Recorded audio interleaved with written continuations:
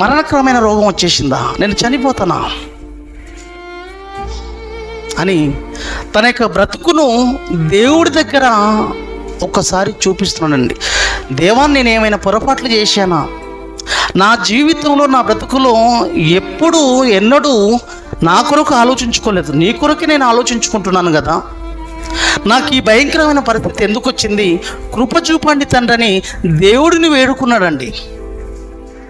ఈ భయంకరమైన రోగం ఎందుకు వచ్చింది? నీ కోసం నేను బ్రతుకుతున్నాను, నీ కోసం నిలబడుతున్నాను. ఒకవేళ బ్రతుకంటూ ఇస్తే నీ కోసం నేను బ్రతుకుతాను తప్ప నా కోసం నేను బ్రతుకును తండ్రి దేవుడితో విచారణ చేస్తున్నాడు ఈ వ్యక్తి. కానీ నాకు అధికారం ఉంది కదా, నాకు కావలసినంత వైద్యం అందించే వైద్యులు నా రాజ్యంలో ఉన్నారు కదా అని దేవుడిని పక్కన పెట్టిన వ్యక్తి కాదండి హిజ్కియా. దేవుడి మీద ఆధారపడి దేవునికి మొరపెడుతున్నాడు. చూడండి, భయంకరమైన రోగం వచ్చేస్తే వైద్యులను ఆశ్రయించలేదు, ఫస్ట్ దేవుడిని ఆశ్రయించాడు. అది నేర్చుకోవాలి మనం. ఫస్ట్ దేవుడిని ఆశ్రయించి ఆ తర్వాత దేవుడి నుంచి సెలవు తీసుకొని వైద్యుల దగ్గరికి వెళ్ళాలి. మళ్ళీ అలానే కూర్చొని ఉండిపోతుంటే పొరపాటు. అక్కడనే కూర్చొని పోతా ఇంకా దేవుడే చూసుకుంటాడు అనుకుంటే అది మొండి భక్తి, అది మూర్ఖ భక్తి, అది గుడ్డి భక్తి అవుతుంది. అలా చేయొద్దు. ఈ వ్యక్తికి రోగం వచ్చేసింది. రోగం వచ్చేసిన తర్వాత దేవుని వేడుకుంటున్నాడు. ఆ విషయాన్ని మనం చూద్దాం 2వ వచనంలో.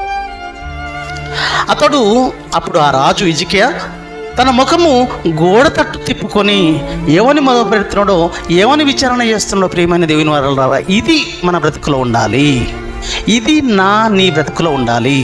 అది ఏదన్నా కానీ ప్రియులరా, అది ఏ సమస్య కానీ, అది ఏ పరిస్థితి కానీ, అది రోగమా, ఏదైనా ఉపద్రవమా, ఏమైనా పరిస్థితులా, అది ఏదైనా సరే దేవుడి దగ్గరికి వెళ్ళి మొక్కలు లేచి దేవాని ఒకసారి ఆయన పాదాల ముందు పడాలండి.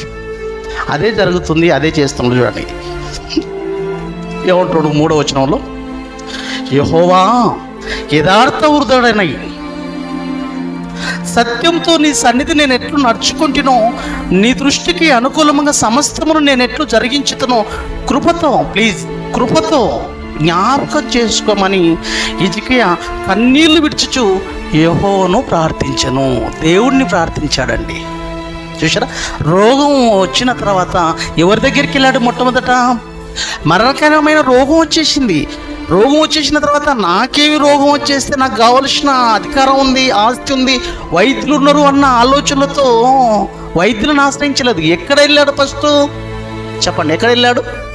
దేవుడి దగ్గరికి వెళ్ళాడు. మొట్టమొదట భయంకరమైన రోగం, నువ్వు చనిపోతావు అని ఒక వ్యక్తి ద్వారా దేవుడు